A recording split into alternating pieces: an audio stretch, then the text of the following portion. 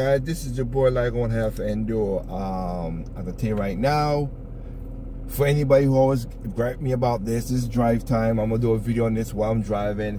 You're gonna hear background noise. It's gonna sound bothersome, blah blah blah. I can edit better. I don't care. Just for the riffraff, I always do this. Look, you don't like what I gotta say, just thumbs down the video and move on. But what I want to say is kind of relevant and irrelevant at the same time because of Wizard. But I digress. So I know I said I won't do no stuff, but sometimes certain videos, but sometimes people say the most dumbfounded stuff that I can't help but to do a video. Now, again, I watched the video, I saw the title. So again, I put a caveat that I could be proven wrong, and if I'm proven wrong, some videos I did just recently, I have half an Arlo, and the other video with Steam Deck, I said, yeah, there's problems, but it literally is a preference, and I'm never going to argue against a person's preference. It's your money, you buy what you want, but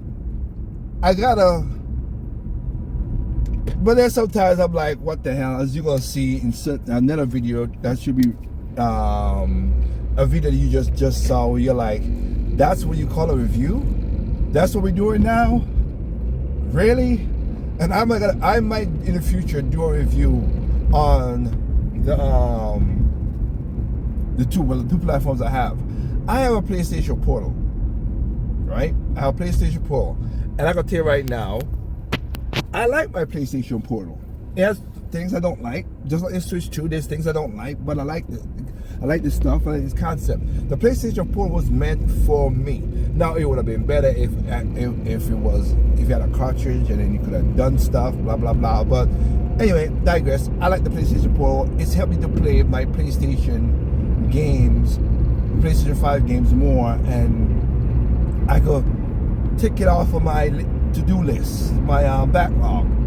I am playing Final Fantasy 16 right now, and I am enjoying it. Like the story, I know it's more linear than the usual RPG Final Fantasies, but I'm liking it. I'm liking it so far, and I'm playing it. I'm enjoying it. So I'll go with that. Right now, everything has its purpose. Some good, some bad.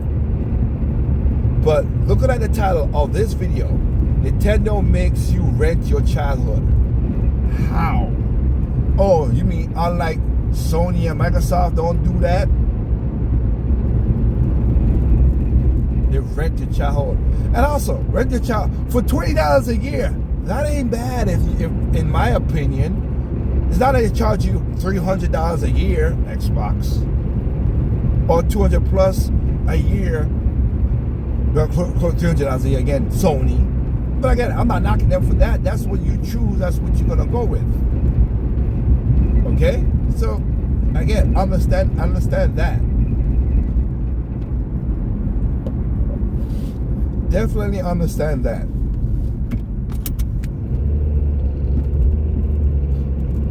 But let's see what he says, because you know who I am. You know there's a way that you could play your childhood without any problems. And if you're a person who was born later years and you want to check out these games, that's the price you have to pay. If I wanted to play earlier games, I had to pay the price to play those games. I wasn't a PlayStation kid, so to play some of the PlayStation games that I do like now, what I did, I bought a PlayStation. Like, okay, I'll give you an example. The best example I could come up with. For me, I didn't buy a PlayStation 4. I didn't like the install shenanigans, but I gotta concede to it because it's still, I own the game.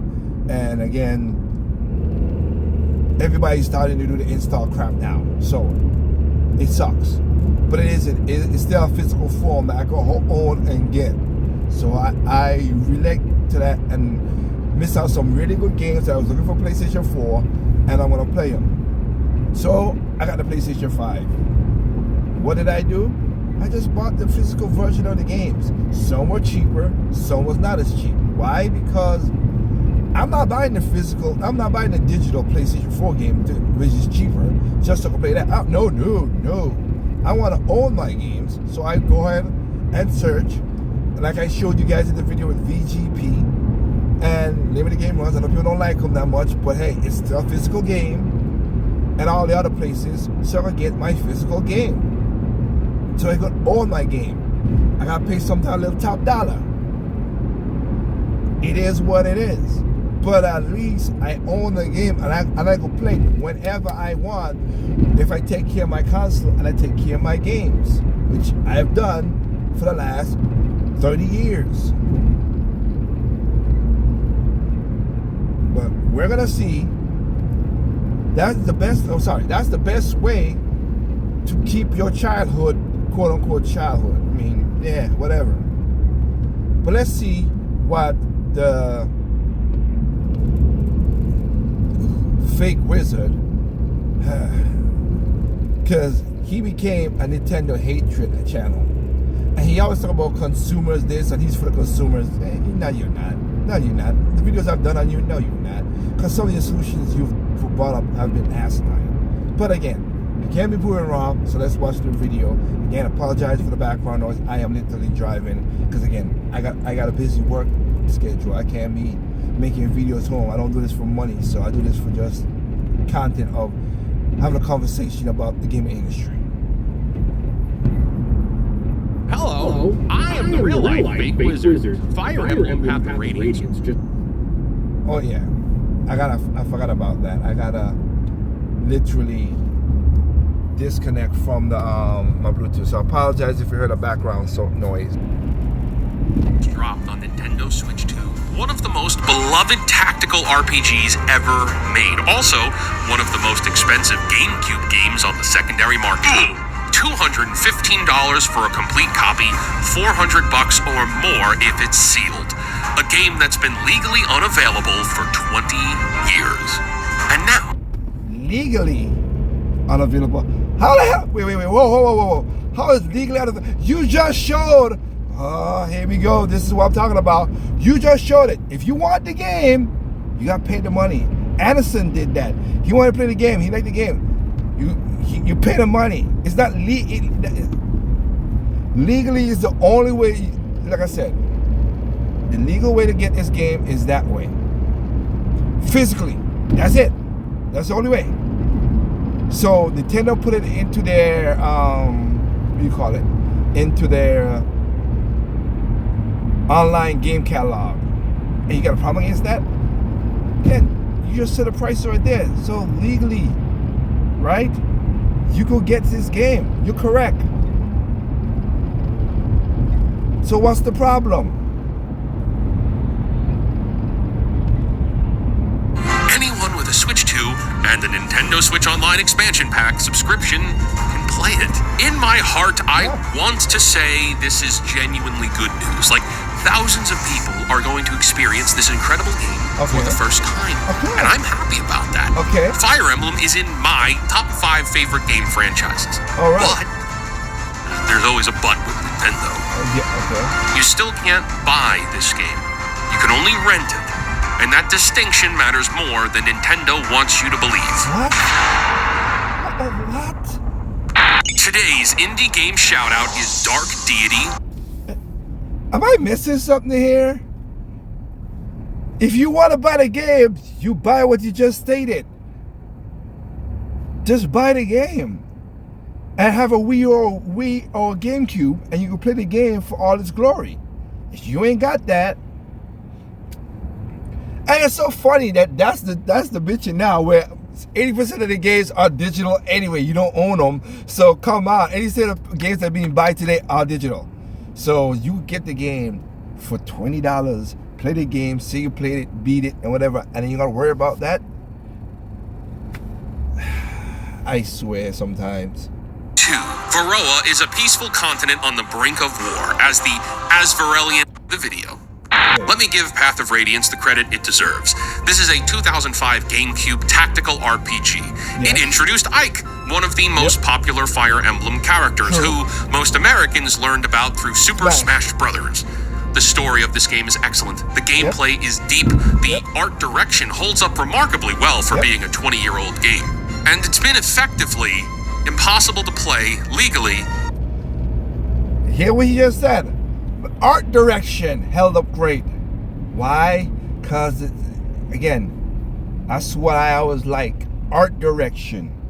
Not the bull crap that, oh, we need graphical fidelity and all that. I don't care about that. That's why I say art direction, art style trumps graphical fidelity any time, any day. And the reason I say that is because of, yes, the graphical fidelity looks good now. But years later, it's gonna be like, wow, art style looks awesome years later.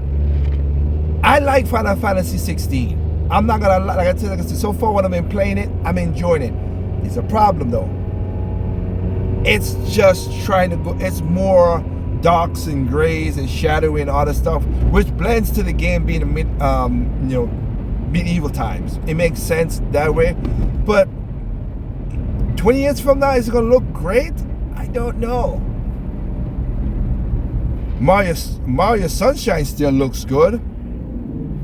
Hell, all the games I bought, majority of the games I bought for this, my Christmas, including the bunch I just bought just a second ago.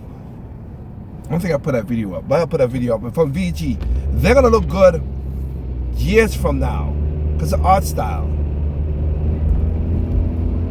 Anyway, I digress. For 2 decades, the GameCube version had a limited print run, maybe 500,000 copies worldwide. As Fire Emblem's popularity exploded thanks to Super Smash Bros., thanks to Awakening, thanks to Three Houses, demand for Path of Radiance far exceeded supply, leading to exponential prices to acquire the physical game. So yes, the NSO release is good news for players. You can now experience this game for $50 a year instead of $200 plus to a scalp. $50? Oh, GameCube. Yeah. And it ain't $50. Wait a minute, I don't think it's $50.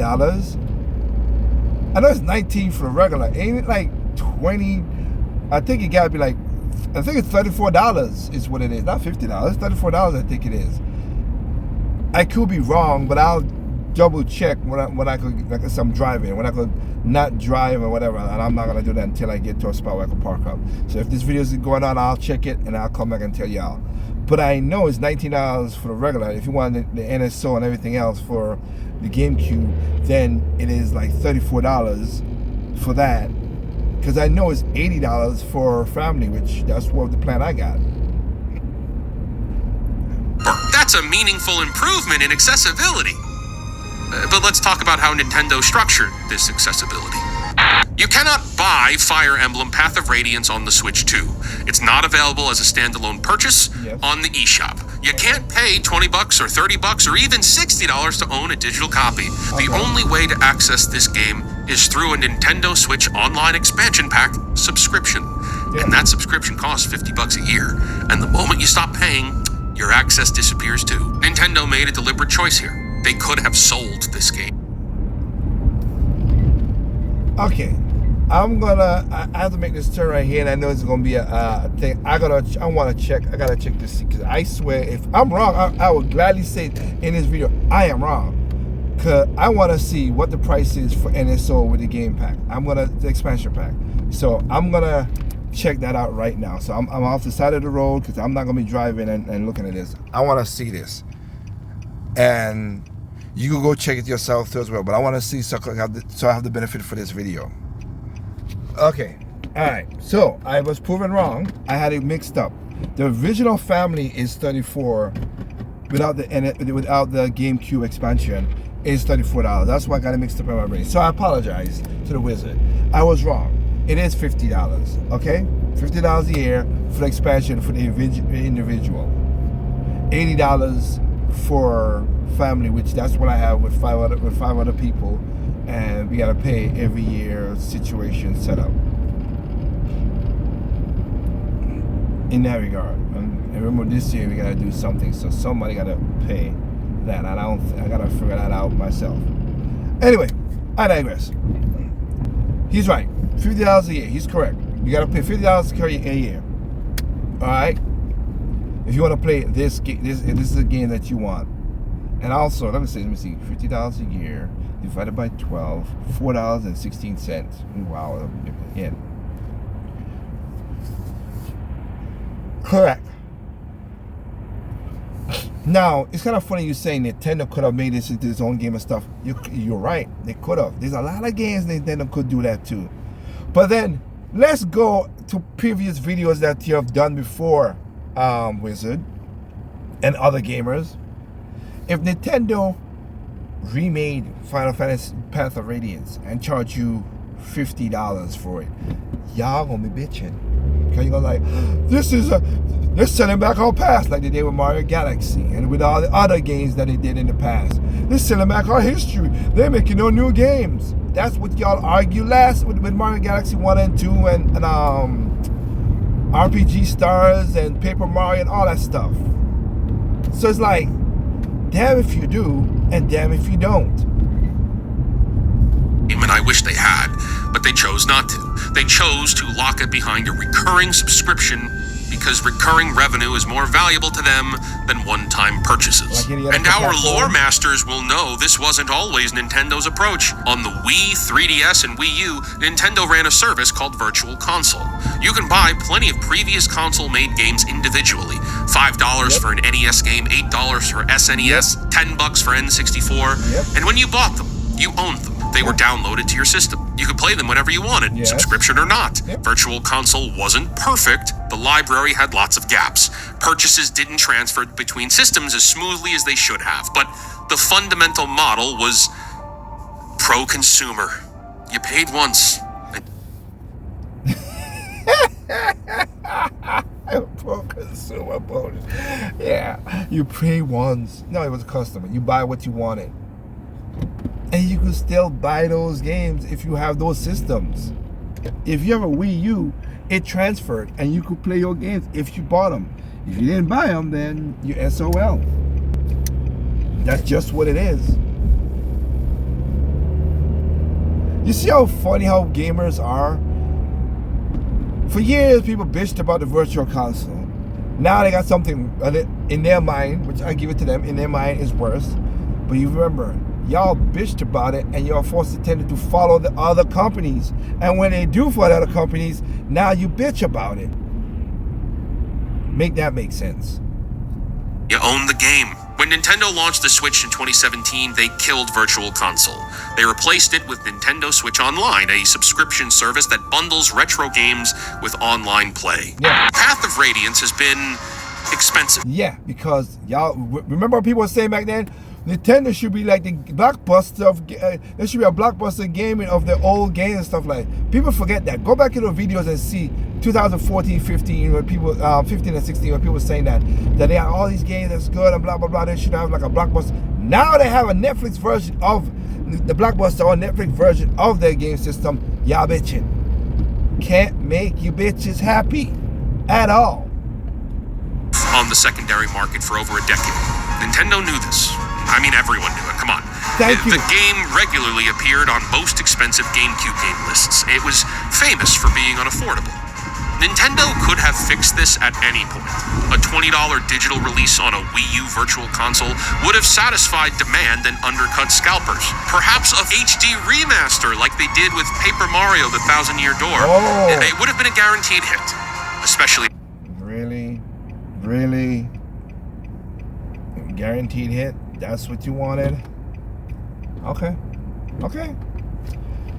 We already know how crazy some people think, but I'll give him the benefit of the doubt. Let's go. At a time where, on the back of Fire Emblem Three Houses, the Fire Emblem brand has never been stronger. They didn't do any of that. Instead, they let the scarcity build. They let the prices climb. They let scalpers profit for 20 years, while fans who discovered Fire Emblem through Smash Brothers or Three Houses had no legal way to experience the game Ike came from. Excuse me. A corporation should... Wait. Don't get me twisted here. So you're angry because of one game? They focused on Fire Emblem, then they did Three Houses, then they did the one that came after it. I forgot what his name. Echoes or something like that. If I'm wrong, I'm a Fire Emblem fan, but again, right now I'm driving and my brain is not going to be clicking on 110% because I'm driving early in the 7 o'clock in the morning. Anyway, what are you talking about? They should focus on that one game. There's so many games Nintendo could have used. And again, you can play it, beat it, and move on. And I'm guessing, Wizard, if that's what it is, because you food consumer or whatever, it's kind of weird to me. If you love this game so much, I'm guaranteeing that you have the game. Do you not? I would think you would have the game. Like I have my games that I think is worthy.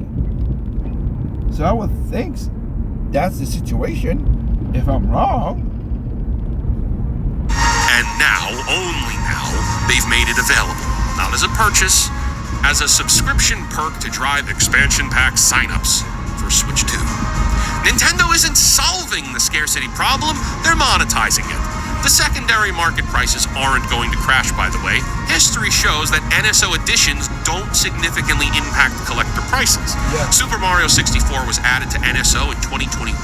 Complete copies went from $20 to $30 to over $100 since then. Yep, A Link to the Past, same pattern. Yeah. NSO increases awareness and nostalgia, which drive collector demands, while supply stays fixed. So scalpers keep their profits, Nintendo gets subscription revenue, and players still can't own the game. Buy Everyone the game. wins, except the player. What bullshit, sir? Buy the game. What you... See, this is what killed me. This is what that boggles my mind. If y'all buy a lot more physical games, then this would be no problem. But y'all money, y'all spoke with y'all money and y'all went towards digital. So Nintendo went and gave you digital. You can play the game for $20, well, $4 a month. If you want to play the game for 2 months and beat it and move on to another game, they give you that choice. If you wanted that game and that game is a good game, then you go and buy the game. Example, I did not get a chance to buy Shinobi, the new Shinobi that came out, or Rocket Knight Adventures, or the Castlevania, what do you call it? Damn it.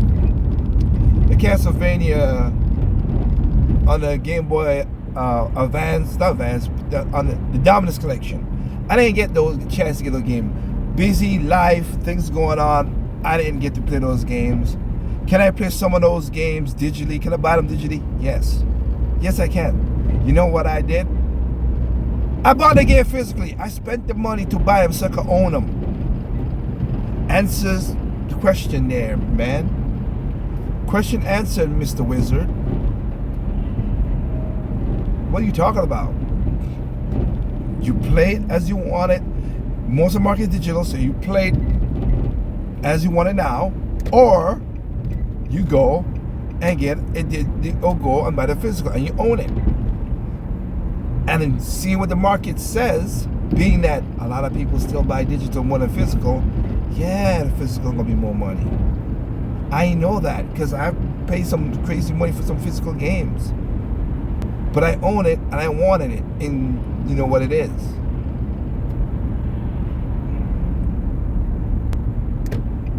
And also, for people who are grown up, like you are I bet you're the same age as me, or younger than me, or older than me by maybe about 5 years. Because you can't tell with the beard and everything. 5 years. Let me help you out here.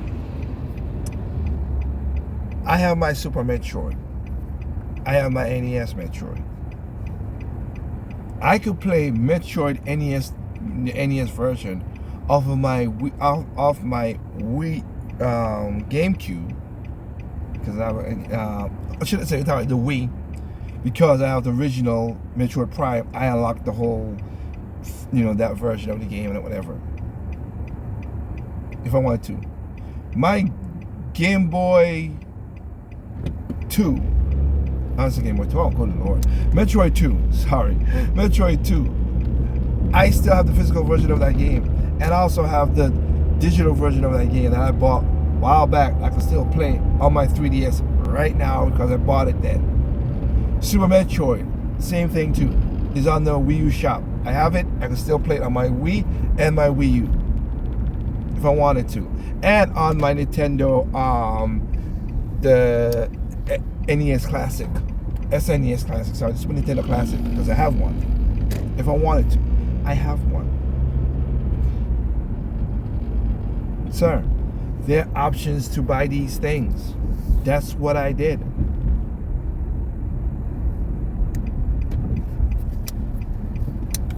I have the option to buy them, and I did buy them. And I spent some money for some of them because I wanted to own a game and play whatever I want to play them on my time. That's why I buy physical. My time is infinite. I don't have so I gotta work 8 to 10 hours doing architecture. This year I'm starting back my music company back up again. I always had it, but just I have not put out an album since 2012. I have not been on tour, traveling doing music since 2017. Because things has happened, COVID and everything and blah blah blah. Things happen. 2017, I was set to come back do a music album. Sadly, a hurricane came through and took my mom's house away. She survived, but her house got destroyed, completely destroyed. I had to stop that, go down there, help her, help other people in my country, and even raised about millions of dollars. I raised $1 million and carried it down there to make sure people, and took my own money too, and give to people, toilet paper, flashlights, batteries, all kind of stuff. I did my stuff. That stopped me from doing music that year, and I was primed to drop the album that year. 2020, I said, okay guys, I told the group, hey, let's get together, we're gonna do 2020. Lo and behold, COVID came out. That killed the market. So this year, I'm in the studio doing recording. I've been doing it from last year, but I'm in the studio recording and mastering. I'm up until sometime 12 o'clock at night doing stuff, like doing music. So I'm coming home at 7, 8, and then going up in my studio, eat with my wife, and then go up in the studio and do stuff.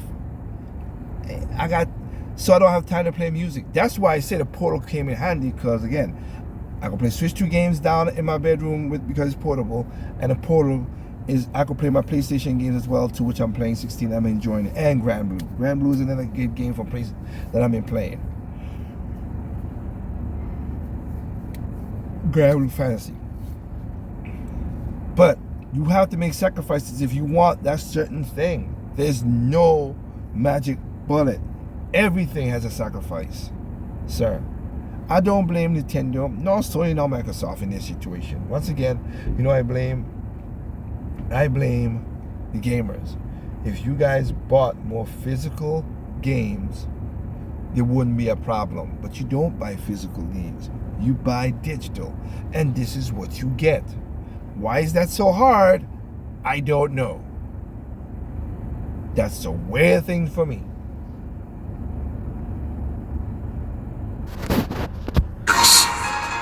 Again. So what does this mean for game preservation? Well, there's a narrative that Nintendo is doing fans a favor by adding classic games to the NSO. At least they're making these games available. At least there's a legal way to play the games. You should be grateful. I reject that framing.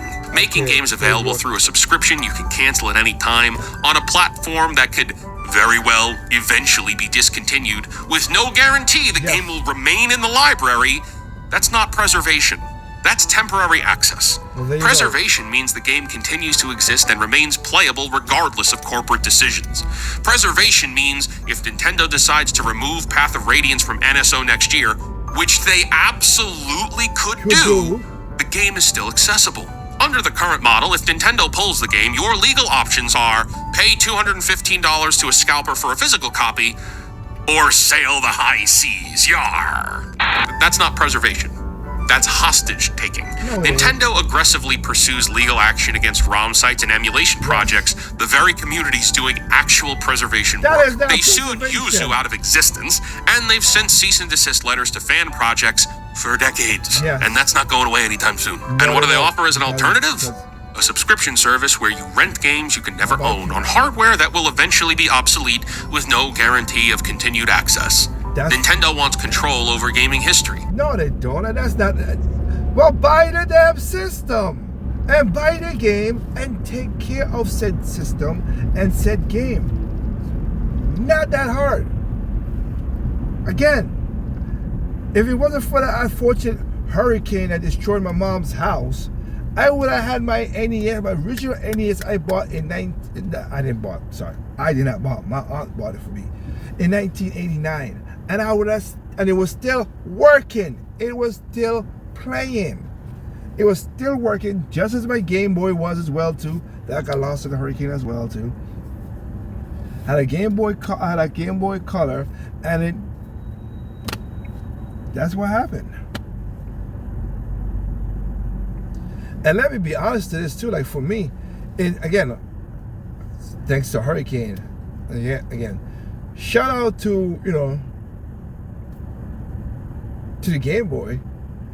I'll be honest with you, the Game Boy really wasn't a big thing, neither the Game Gear, but I'll be honest, Game Boy was not a big thing in my island back when I was growing up, because we, one, it was hard to find the games if we wanted to really, and again, the games were expensive. Oh, shock and believe, games were expensive in the past. Oh wow, can you believe that? They were expensive. But not also were they expensive, it was just everybody wanted to do console stuff. Well, in 1996, a hurricane came through and basically again destroyed a lot of houses. It was a direct hit on St. Thomas called Hurricane Maryland. And we were out of power for 9 months. Okay?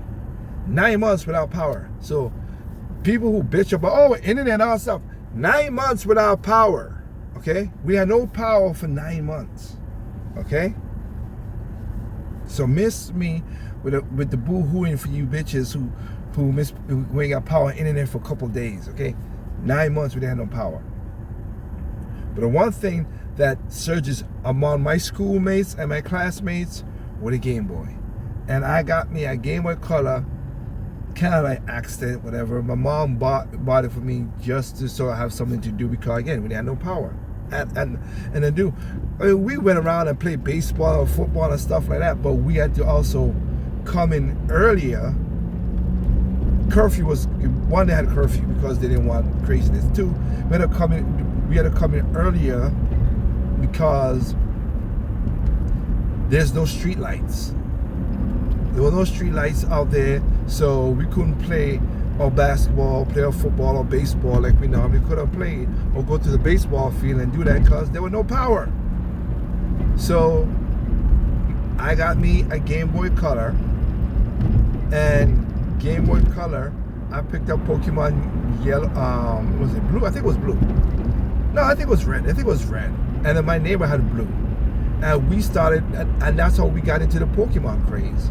Pokemon had already done happen, I think, but I wasn't into it as much as I thought I was. I just whatever. At that time, I was,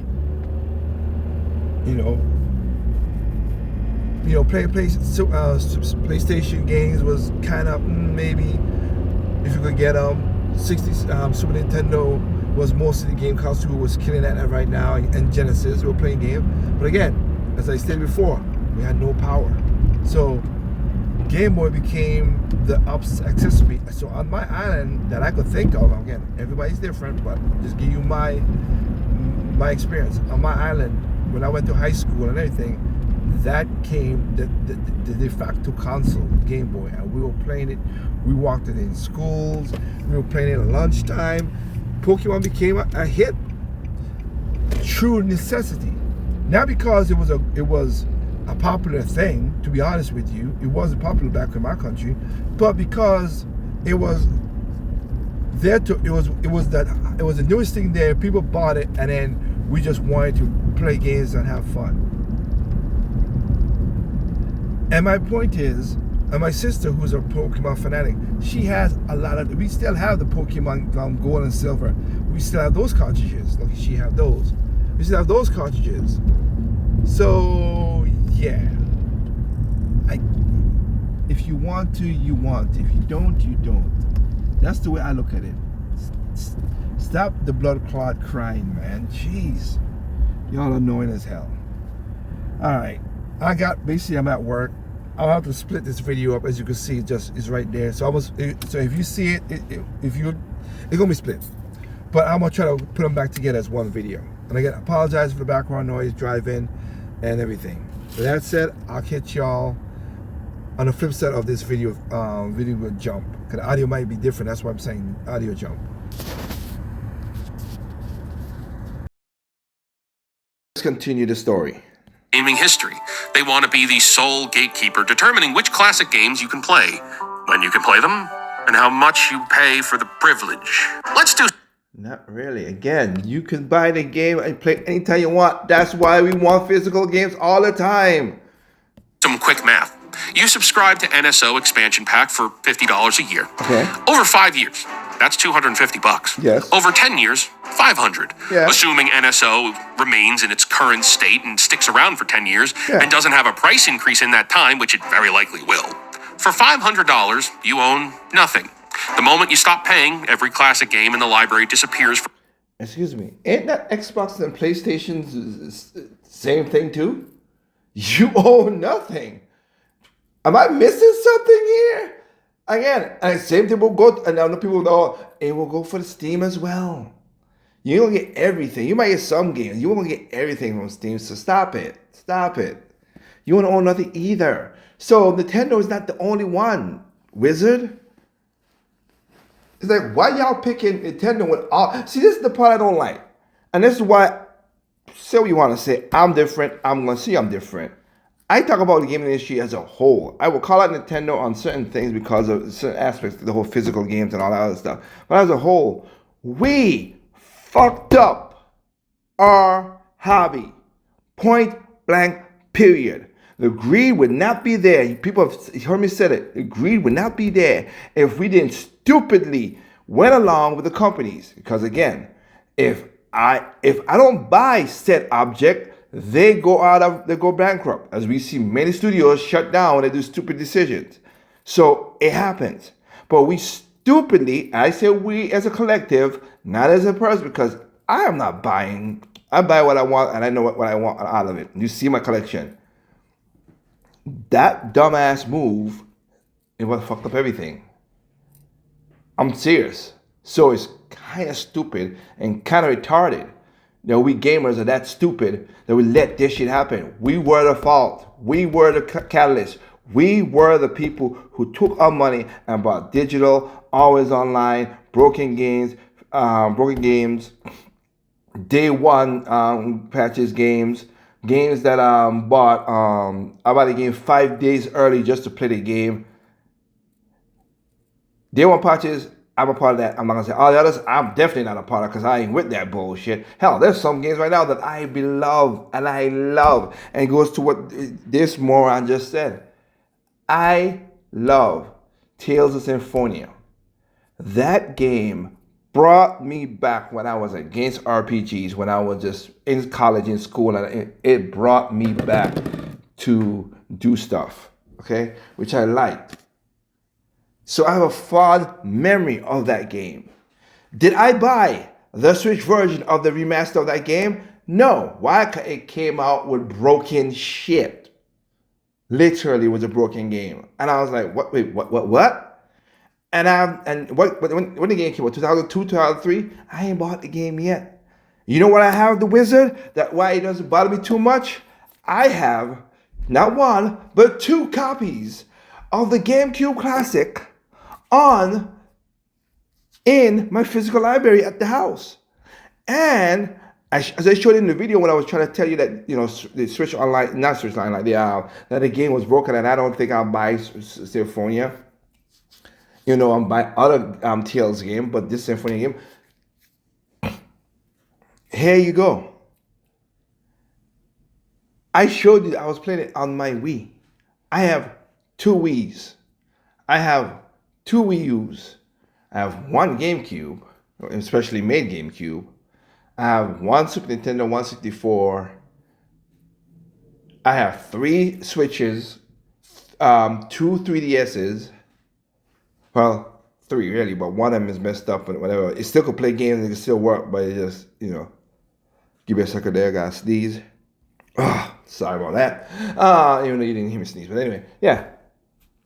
I have one Sega Dreamcast. I have one PlayStation Vita. I have one PlayStation 5. I have one PlayStation Portal. And they all, the Vita one works, but there's a problem. And again, I dropped my Switch from the same height as my Vita. And my Switch has worked. My Switch 2 and my Switch. But for some reason, the Vita did not survive it. It could make noise with the screen. It's not screening shut or nothing. It's just there's no video coming out, which is some bullshit. But I digress. I'll fix it one of these days. But I'm just saying that. I got Tales of Symphonia working because I have 2 copies of the game. And I ain't gonna worry about bullshit. And if I have to be honest, I would think Namco Bandai, I'll be honest with you, Namco Bandai, for real. Bandai. Go back into the well, because y'all doing this remastering shit. Don't fuck up Fantasia. Okay? Fantasia was a good game. I don't know how y'all gonna fix it, how you gonna remaster it, because Fantasia was 2D and everything. But Fantasia, okay. And we know Abyss was this, Tales of Abyss, I like, we'll see how that work. What was I say? Oh yeah. Get Tales of Symphonia 1 and New Dawn on the same disc, like they did with the PlayStation 3, and make sure it works, and figure out the bugs, and then release it. That would be a better thing. And I will pay $80 for that. No, I say that, I know people will not with it, but I will pay $80 because those are 2 good games. I didn't have a problem with Tales of Symphonia 2, New Dawn. People did. I didn't. It was hard to me, but whatever. But my point is, I got that game because I bought a physical back in 2001 and maybe a little bit after that. And both games still works perfectly in my Wii. As I showed you when the game came out, I showed you that. So that's how you don't worry about that shit. But the thing I did is what? I spoke with my wallet and I bought a physical. That's what I did. But think about it. If every gamer did what I did, the physical market would be crazy. The games, you will get games, you will own everything, and then your wallet is talking to these guys. But because y'all want convenience and being lazy fuckers, this is what you get. Your access. Every hour you spent with Path of Radiance, with Ocarina of Time, with Super Mario World, all of it locked behind a paywall you have to keep feeding. I got it now. Compare that to Virtual Console. $10 for Path of Radiance, you own it forever. Play it whenever you want, no recurring costs. Even if they did... That's most like the key card. But you're against the key card too. Do y'all understand y'all arguments? Like a limited release at $70, you would be able to own a hypothetical cartridge. Nintendo moved from a model where customers own... So you see the contradiction. Oh, I'm literally holding my hat off my head. I have a hat, and it didn't happen. I just crushed it. But then you would say, it's too expensive. Sir, what the actual F you guys be talking about? $70. Oh, you buy that game for $70, but you can't buy Mario Galaxy 1 and 2 for $70? The actual fuck. Damn it, man. Seriously.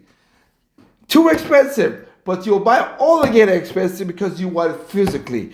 Even though you could get the game physically and get a GameCube if you have that, or Wii. You'll get Wii's very cheap, really. I'll say that. You can't get Wii's cheap and play the console. No, you can't do that shit. You are so butthurt over one game, sir. Jesus. Things to a model where customers pay indefinitely for access. That's not an upgrade. That's a downgrade dressed up as a service. And perhaps the worst part, most people won't think about it. They're going to see Path of Radiance on Switch 2, and they'll feel good. Yeah. They'll subscribe, play the game, move on. Exactly. They won't notice that they're building nothing. They own nothing. Every dollar they spend evaporates the moment they cancel. And Nintendo's counting on that.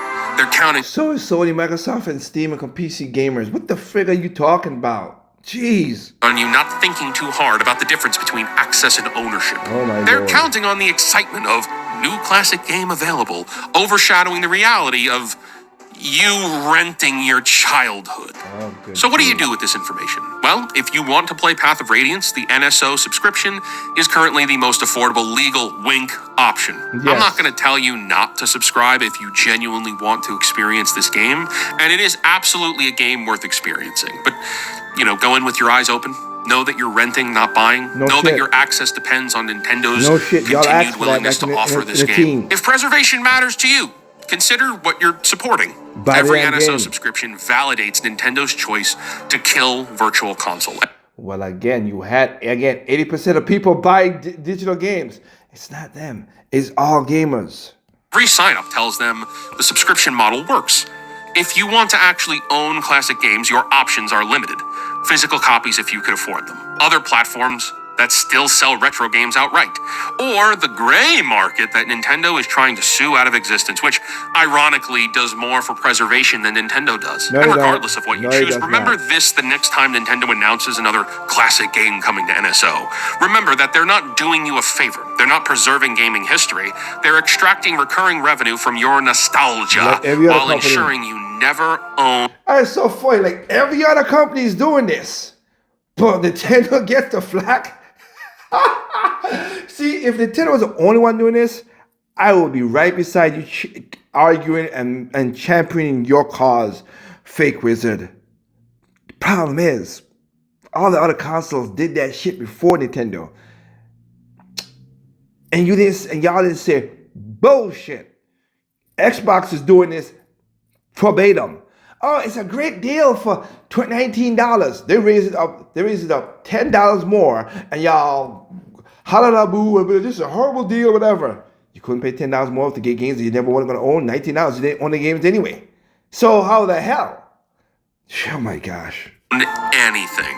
Fire Emblem Path of Radiance is a wonderful game. I hope everyone who plays it through NSO or elsewhere has a fantastic time and a fantastic experience. I hope it creates new fans of the series. I hope people finally understand why Ike matters, but I'm not going to pretend this is a win for consumers.